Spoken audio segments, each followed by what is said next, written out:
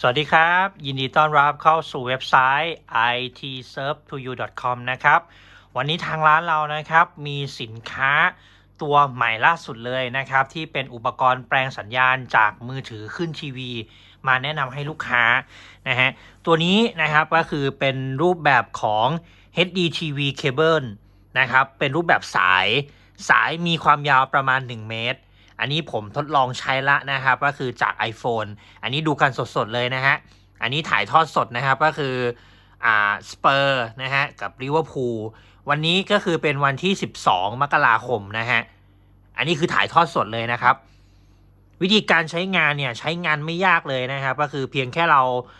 เสียบอุปกรณ์เนี่ยฮะหัวตัวเนี้ยก็คือเป็นหัวช่อง HDMI เสียบกับทีวีครับแล้วก็เสียบสาย USB นะครับที่เป็นสายไฟเลี้ยงเนี่ยเสียบกับทีวีเหมือนกันนะครับถ้าทีวีคุณไม่มีช่อง USB นะฮะคุณก็ใช้อะแดปเตอร์ทั่วไปนะครับอะแดปเตอร์โทรศัพท์มือถือเนี่ยเสียบได้นะครับก็คือเป็นปลั๊กไฟส่วนอีกสายหนึ่งนะครับก็คือเป็นสายนี้นะฮะสายตัวนี้นะครับอันนี้เนี่ยก็คือเอาต่อจากสายแบตเตอรี่นะครับที่เสียบแบตเตอรี่เนี่ยนะครับก็คือสาย Lighting เนี่ยที่เสียบแบตเตอรี่ก็คือเป็น USB เหมือนกันเสียบเข้าตัวเนี้ยนะฮะมันก็จะแปลงสัญญาณเลยนะครับเรามาดูวิธีการต่อง่ายๆนะฮะเนี่ยฮะตามนี้ HDMI นะครับ HDMI แล้วก็ต่อเข้ากับ USB นะครับแล้วก็มาต่อที่อุปกรณ์ของเราเลยนะฮะผมจะสาธิตให้ดูนะฮะตัวนี้เนี่ยบอกเลยว่าไม่กระตุกเลยนะครับใช้งานได้แบบสุดยอดมากๆเลยนะครับไม่กระตุกเลยนะฮะคุณดูนะฮะความคมชัดระดับ 1080p Full HD เปลี่ยนทีวีของคุณนะครับให้เป็นสมาร์ททีวีได้เลยสามารถใช้งานได้นะครับไม่ว่าจะเป็นดูหนังฟังเพลงเล่น YouTube ดูการถ่ายทอดสดแบบนี้นะครับดูใกล้ๆเลยนะฮะไม่กระตุกเลยนะครับอันนี้ใช้เน็ตบ้านนะฮะใช้ได้ทั้ง Wi-Fi แล้วก็ 4G อันนี้ผมทดสอบกับiOS นะฮะ iPhone ใช้ได้ทุกรุ่นเลยนะครับถ้าเป็น iPhone ใช้ได้ทุกรุ่นเลยส่วน Android จะใช้ได้ต้องมีฟังก์ชันในการสะท้อนสัญญาณนะครับแต่ว่ารุ่นนี้เนี่ยผมจะแนะนำให้ใช้กับ iPhone iPad นะครับ iOS นะครับจะ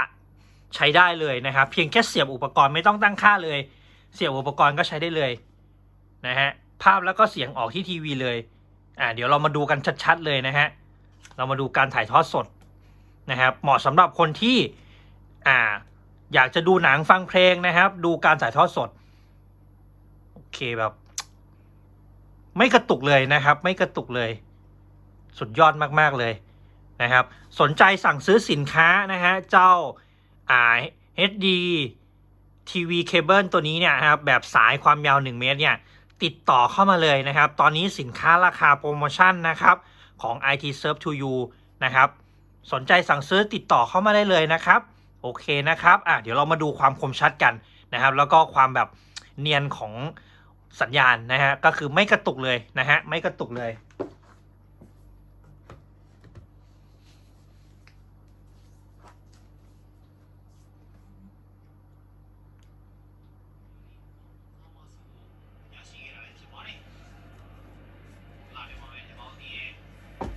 ดูกันชัดๆเลยครับภาพแล้วก็เสียงออกที่ทีวีเลยนะครับไม่มีกระตุกเลยนะครับ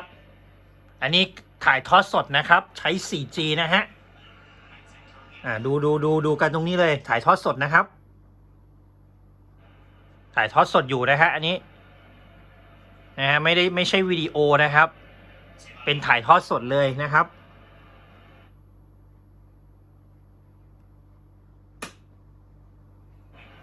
สัญญาณนี้แบบเรียลไทม์เลยนะฮะสนใจสั่งซื้อติดต่อเข้ามาเลยนะครับสินค้ามีจำนวนจำกัดตอนนี้ลดราคาพิเศษเลยนะครับตัวนี้แนะนำให้ใช้กับ iPhone เลยนะครับถ้าเป็นรุ่นนี้นะครับโอเคครับสวัสดีครับ